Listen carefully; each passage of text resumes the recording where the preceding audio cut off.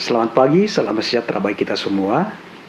Mari kita berdoa untuk perlindungan firman Tuhan. Kita berdoa. Ya Tuhan, seluruh kehidupan kami terbuka di hadapan-Mu pada pagi hari ini. Kami rindu Tuhan menyentuh hati kami, supaya kami sungguh bisa mengalami Tuhan melalui firman-Mu yang akan kami dengarkan pada saat ini. Tolonglah kami Tuhan, kami terbatas, kami berdosa. Dalam tuntunan Roh Kudus-Mu, kami dimampukan memahami dan melakukan firman ini dalam kehidupan kami. Di dalam nama Tuhan Yesus kami berdoa. Amin. Ulangan pasal 31 ayat 1-8, firman Tuhan kepada kita. Kemudian pergilah Musa, lalu mengatakan segala perkataan ini kepada seluruh orang Israel. Berkatalah ia kepada mereka, aku sekarang berumur 120 tahun. Aku tidak dapat lihat lagi. Dan Tuhan telah berfirman kepadaku, sungai Yordan ini tidak akan kau seberangi. Tuhan, Allahmu, Dialah yang akan menyeberang di depanmu. Dialah yang akan memunahkan bangsa-bangsa itu dari hadapanmu, sehingga engkau dapat memiliki negeri mereka. Yosua, Dialah yang akan menyeberang di depanmu, seperti yang difirmankan Tuhan. Dan Tuhan akan melakukan terhadap mereka seperti yang dilakukannya terhadap Sihon dan Og, raja orang Amori, yang telah dipunahkannya itu, dan terhadap negeri mereka. Tuhan akan menyerahkan mereka kepadamu, dan haruslah kamu melakukan kepada mereka tepat seperti perintah yang kusampaikan kepadamu. Kuatkan dan teguhkanlah hatimu, janganlah takut, dan janganlah gemetar karena mereka, sebab Tuhan Allahmu, Dialah yang berjalan menyertai engkau. Dia tidak akan membiarkan engkau dan tidak meninggalkan engkau.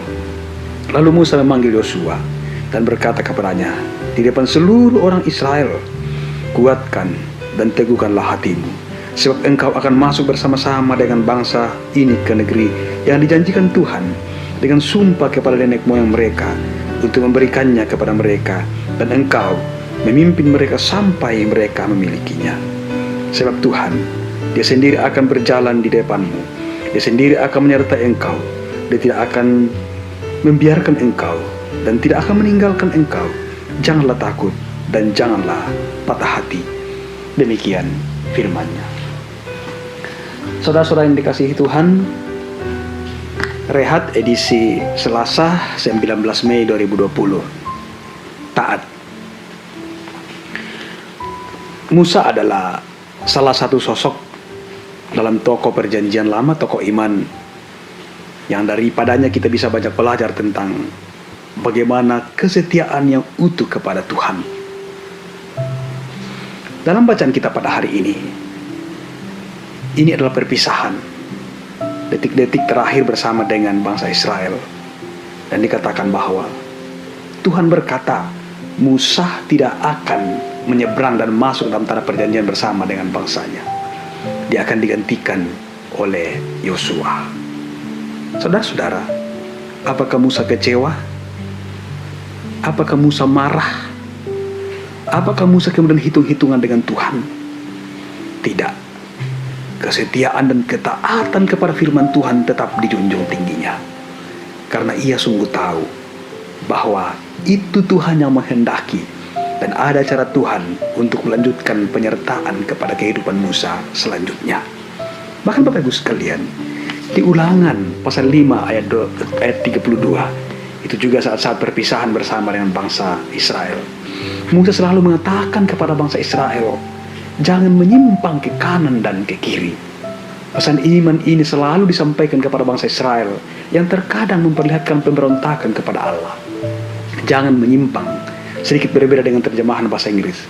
Dalam bahasa Inggris dikatakan, so be careful to do what the Lord your God has commanded. Bertindak hati-hatilah dalam menuruti segala hukum Tuhan. Jadi dalam menuruti hukum Tuhan tidak boleh ceroboh, tidak boleh asal-asalan, tetapi bertindak hati-hatilah. Jangan-jangan ada yang selalu dilanggar untuk sebuah hal yang baik, untuk memiliki tanah perjanjian. Saudara-saudara, Musa menyampaikan pesan kepada bangsa Israel bahwa ini adalah kali terakhir bersama dengan mereka. Tuhan telah menetapkan Musa untuk digantikan oleh Yosua.